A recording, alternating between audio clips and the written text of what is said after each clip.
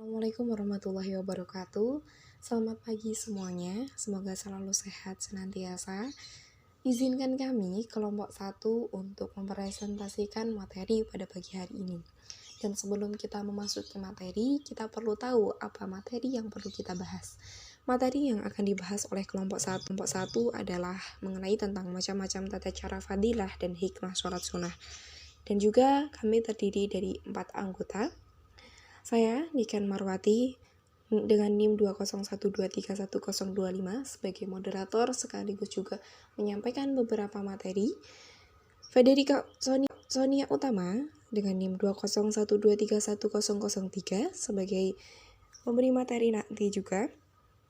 Fairo Zaman sebagai pemberi materi juga dengan NIM 201231012 dan Okta Rezasto juga sebagai pemberi materi nanti 20112311023. Baik, langsung saja kita pada slide yang pertama, yaitu mengenai tentang sholat sunnah rawatib. Jadi, apa sih sholat sunnah rawatib itu? Sholat sunnah rawatib adalah sholat sunnah yang mengiringi sholat fardu 5 waktu, dikerjakan secara menetap dan terus-menerus, serta adapun yang dikerjakan sebelum sholat fardu itu disebut qabliyah, sedangkan yang dikerjakan setelah sholat fardu disebut ba'diyah. Selanjutnya mengenai tentang tata cara sholat rawatib, hikmah, dan fadilah.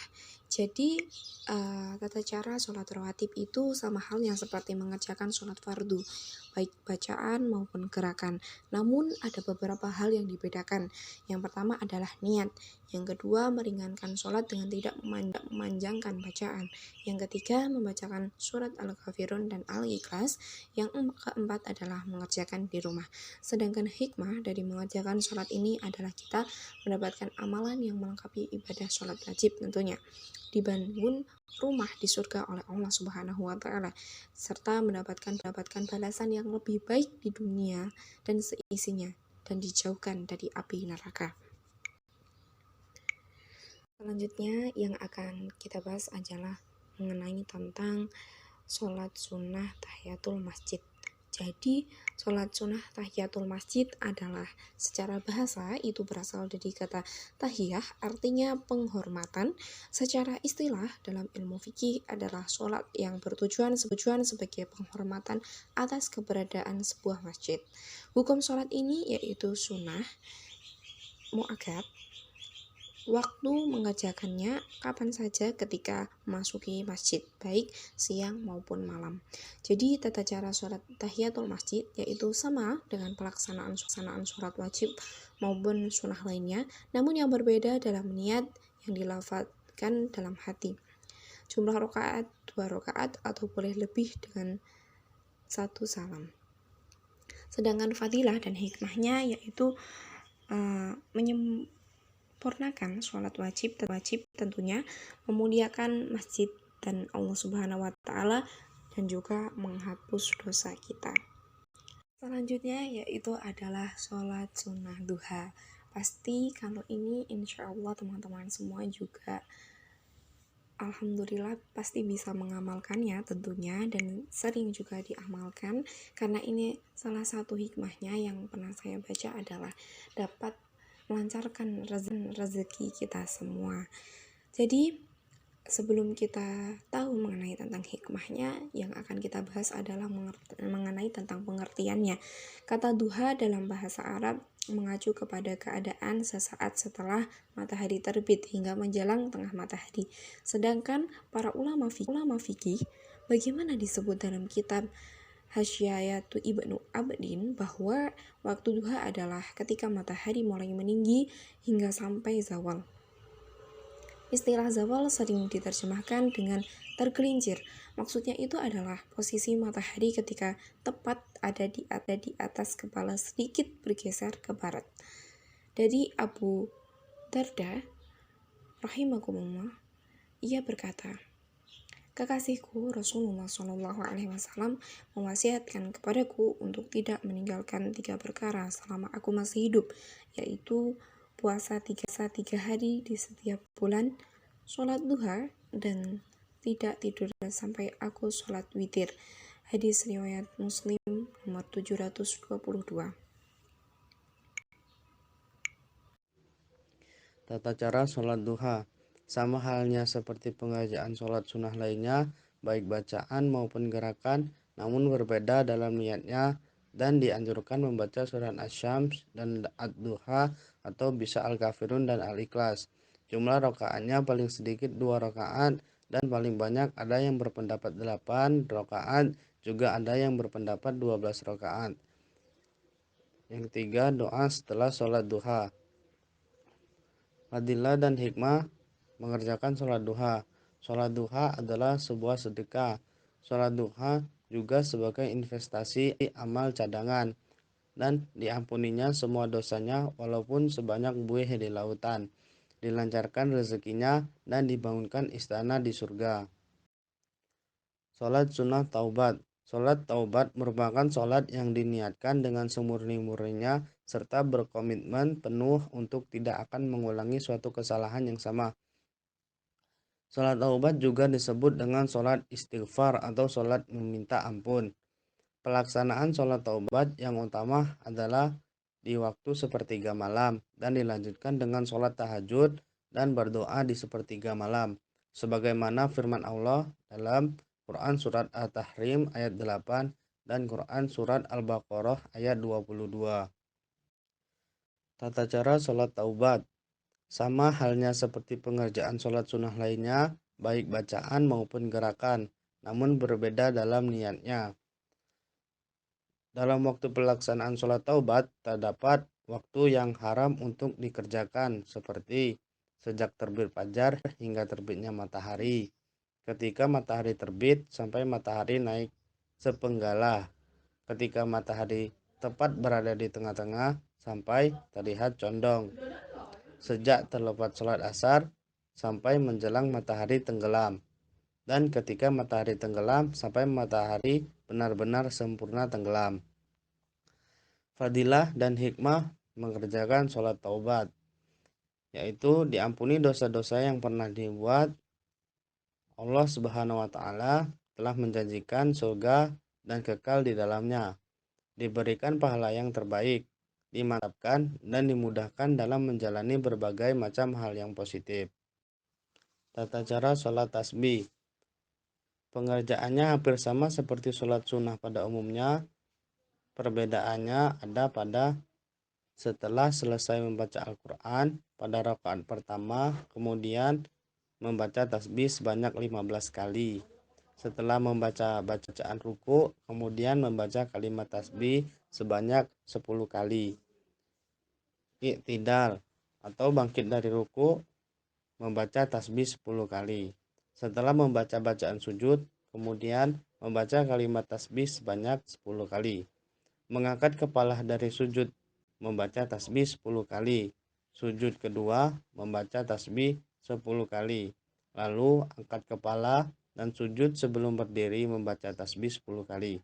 Demikian dikerjakan sampai 2 atau 4 rakaat hingga salam. Jumlahnya ada 75 kali tasbih dalam setiap rakaat. Apabila bisa mengerjakan per rakaat, maka membaca 300 kali kalimat tasbih. Fadilah dan hikmahnya, yaitu memberatkan timbangan amal baik di akhirat. Tasbih adalah kalimat terbaik di sisi Allah Subhanahu wa Ta'ala, memiliki tabungan berupa kebun kurma di surga dan menghapus dosa yang banyak. 5. Sholat sunnah tasbih. Sholat tasbih merupakan sholat sunnah yang di dalamnya banyak mengandung bacaan tasbih. Dinamakan sholat tasbih karena dalam sholat ini banyak mengucapkan kalimat tasbih dalam pelaksanaannya. Sholat tasbih sebaiknya dilakukan sebelum sholat hajat, karena sholat tasbih ini menghapus dosa-dosa. Dengan demikian menjadi sebab terkabulnya hajat. Sebagaimana firman Allah dalam Quran Surat Toha ayat 130. Sholat sunnah khusufain, yakni merupakan dua sholat gerhana bulan dan juga gerhana matahari. Sholat gerhana dalam bahasa Arab sering disebut dengan istilah khusuf dan juga kusuf. Secara bahasa, kedua istilah itu sebenarnya mempunyai makna yang sama, Namun, masyhur juga di kalangan ulama penggunaan istilah khusuf untuk gerhana bulan dan kusuf untuk gerhana matahari. Hukum dari melaksanakan sholat sunnah khusufain ini sunnah muakkad, sebagaimana dalam firman Allah, Quran Surat Fusilat ayat 37 yang artinya, dan dari sebagian tanda-tandanya adalah adanya malam dan siang, serta adanya matahari dan bulan. Janganlah kamu sujud kepada matahari atau bulan, tetapi sujudlah kepada Allah yang menciptakan keduanya. Salat khusufain ini dikerjakan dengan cara berjamaah, sebab dulu Rasulullah SAW mengerjakannya dengan berjamaah di masjid. Kemudian tata cara dari sholat khusufain. Yang pertama, dilakukan sebanyak 2 rakaat. Kemudian masing-masing rakaat dilakukan dengan 2 kali berdiri, 2 kali membaca qiraah surat Al-Quran, 2 ruku, dan 2 sujud. Lebih utama berdiri pertama setelah Al-Fatihah yang dibaca Al-Baqarah. Kemudian berdiri kedua di rakaat pertama dibaca surat dengan kadar 200-an ayat, misalnya Ali Imran. Kemudian pada rakaat kedua berdiri pertama membaca surat yang panjangnya sekitar 250-an ayat, seperti surat An-Nisa. Berdiri kedua membaca surat sekitar 150-an, seperti surat Al-Maidah. Yang terakhir disunahkan memanjangkan ruku dan sujud dengan bertasbih. Kemudian fadilah dan hikmah dari dilaksanakan sholat khusufain ini adalah, yang pertama, salah satu tanda di antara tanda-tanda kekuasaan Allah. Yang kedua, mengingatkan manusia berhenti dari berbuat maksiat, serta mengisi hidup di dunia dengan amal soleh. Yang ketiga, keberadaan matahari merupakan benda yang tidak berhak disembah dan ada zat lain yang lebih berhak untuk disembah, yaitu Allah Subhanahu wa Ta'ala, ya, yang mengatur matahari, bulan, dan alam semesta. Sebagai permisalan terhadap hal yang terjadi pada hari kiamat, bahwa hal itu mudah bagi Allah Subhanahu wa Ta'ala. Kemudian fadilah dan hikmah terakhir adalah menunjukkan kekuasaan Allah untuk menimpakan hukuman kepada orang-orang yang kufur dan durhaka kepadanya. Sholat sunnah idain. Kata id diambil dari kata al-audu yang artinya kembali. Sebab pada hari itu orang-orang kembali menikmati tahun atau kembalinya kebahagiaan, sebab kembalinya hari itu atau karena banyaknya anugerah Allah Subhanahu wa Ta'ala kepada hambanya pada hari itu. Salat Idul Fitri dan Idul Adha atau 2 hari raya ini hukumnya adalah sunnah muakkad. Salat Idain ini merupakan tanda kesyukuran kepada Allah Subhanahu wa Ta'ala setelah selesai menunaikan 2 ibadah yang agung, yaitu puasa pada bulan Ramadan dan melakukan haji di Baitul Haram. Kemudian tata cara dari sholat Idain. Yang pertama, dilaksanakan 2 rakaat seperti sholat sunnah yang lainnya. Yang kedua, pada rakaat pertama membaca 7 kali takbiratul ihram. Kemudian yang ketiga, pada rakaat kedua membaca 5 kali takbiratul ihram. Lalu fadilah dan hikmah dari sholat Idain adalah memperlihatkan kekuatan dan kebesaran umat Islam kepada musuh-musuhnya dan kepada pemerintah dan penguasa yang zalim. Salat sunnah istisqa.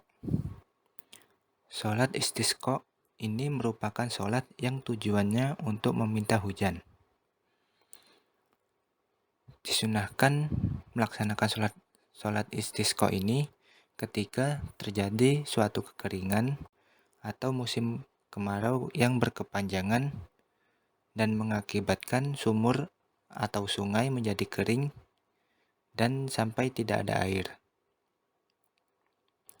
Salat sunnah istisqa hukumnya sunnah muakkad atau sangat dianjurkan.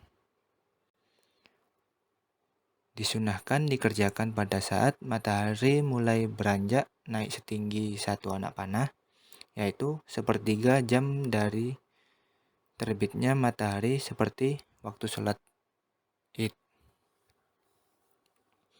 Kemudian tata cara dari sholat istisqa.